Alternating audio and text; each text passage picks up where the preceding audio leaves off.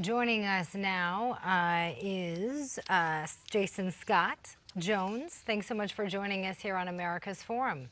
And the Thanks for new having me book. on, Rand, JD. It's great to be with you. And as you greet us, we see the cover of your book, The Race to Save Our Century. So, saving our century means national security. What is your take on what's going on down at Gitmo, Jason? Well, I don't think they're taking our national security seriously. Gitmo's just one example, and if in our book we talk about the ideologies of evil that wreaked havoc in the 20th century from 1914 to 2014, that were the bloodiest 100 years in the history of man, and racism and nationalism and anti-Semitism were at the heart of a lot of that violence. And today, the racism, nationalism, and anti-Semitism is seated in Islam, and we have an executive branch that seems blind to the dangers, or doesn't care. Well, let me ask you about one of those factors you mentioned, nationalism. Now, it seems to me that a lot of these terror groups are not really international, they're extranational. By that, they don't pay attention to national borders. Tell me what you mean by citing nationalism as one of the causes of these problems.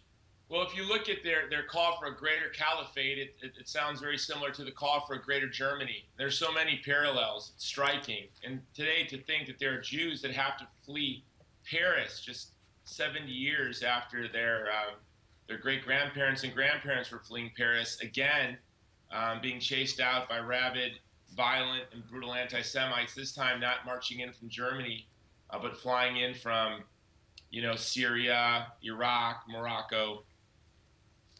And Jason, you've written a new book. Tell us a little bit more about it. Well, the race to save our century started as I was 17 years old. I dropped out of high school and joined the Army. And I joined the Army because my high school girlfriend was pregnant. But while I was in basic training, her father had forced her to have an abortion. And I got a call from her crying, and I didn't even know abortion was legal. And this was devastating to me. Not only the idea that my child had been destroyed, my girlfriend was hurt, but that my country condoned the destruction of the child in the womb. And I wasn't a Christian. I was raised in an atheist household, an irreligious household. So this wasn't Christian sentiment, but sort of my natural understanding of the dignity of the child. And then as a young soldier deployed around the world, I saw poverty and violence.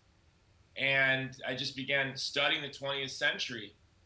And I saw a lot of the same things. Now, as a young undergraduate, I saw a lot of the same things happening in the world at that time that were happening at the turn of the 19th century into the 20th century. So I wanted to know, what were the causes of this? What were the causes of the total war, the genocide, and the democide in the 20th century? And they're still there. So what must we advance to create a culture of life? Let's talk about those causes that you detail in your book. Yeah, well, I think we talked about racism and nationalism, but also utopian collectivism. The socialists in the 20th century, from the Soviet Union to Cambodia, from China to Venezuela, were responsible for mass democide. You have utilitarian hedonism, which you could say is the ideology of evil that most infects our society today. And it may seem harmless or benign, but when you think of the 1.3 million abortions a year, it begins to rack up numbers of its own. Well, Jason, let me ask you something here, because we appreciate your time, but I'm just very curious. In addition to an overview of where we're headed culturally and socially as a planet, I'm interested in your personal situation after you went through the trauma of finding out about what was happening with your girlfriend when you were in basic training or in the Army.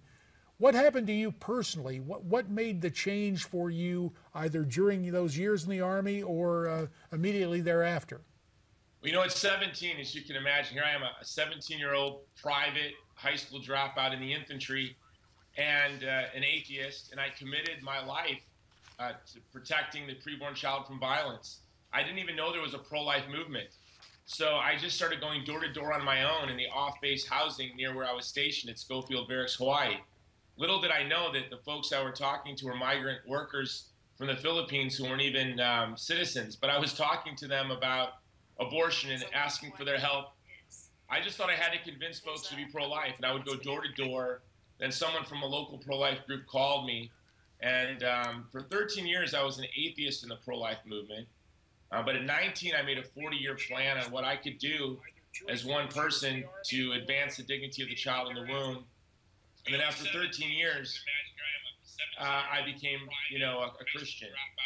Wow, so you've been through some major transformations in your life, and I know that that's kind of what you want to do is help people through your book. You talk about the 5 core principles. How can that help people live a richer and fuller life like you say you are living now? Well, I think that the first principle is that the human person is made in the image and likeness of God.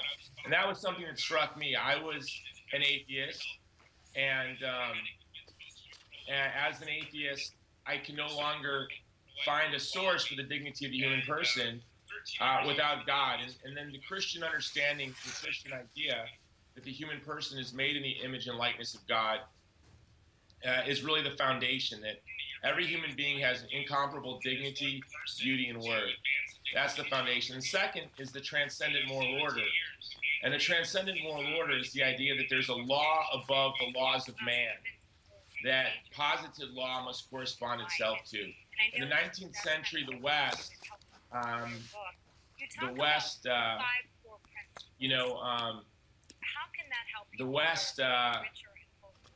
I think it's safe to say the West lost its way. And we saw changes that began in the 19th century that bore bitter fruit in the 20th century, now on into the 21st century, which is why it's so appropriate, Jason Jones, your new book, The Race to Save Our Century, is worth reading. We thank you for your time, and when we come back, former Congressman Bob Walker. But now, a Newsmax Now update.